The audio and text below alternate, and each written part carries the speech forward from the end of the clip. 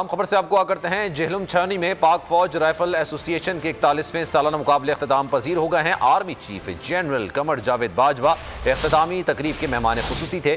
ISPR के मुताबिक army chief ने हर शूटिंग कैटेगरी के विनर और रनर्स अप को ट्रॉफीज और मेडल्स तकसीम किए। इंटर फॉर्मेशन मुकाबले में मुल्तान कोर ने पहली, मंगला कोर ने दूसरी पोजीशन हासिल की। सिविल आर्म्ड फोर्सेज कैटेगरी में पंजाब रेंजर्स ने पहली, गिलगित बल्तिस्तान स्काउट्स ने दूसरी पोजीशन हासिल की। इंटर सर्विस मैचेस में पाक फौज ने चारों मैचेस जीते।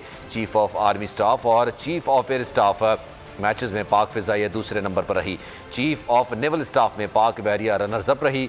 ओपन नेशनल मैचेस में पाक फौज ने शॉर्ट गन, लॉन्ग रेंज और शमाल बोर की ट्रॉफीज जीती हैं। मेगा शूटिंग इवेंट 26 अक्टूबर से 1 दिसंबर तक जारी रहा। आर्मी, नेवी, फिजाइया समेत सिविल आर्म्ड फोर्सेस से 2500 निशानेबाज शरीक हुए।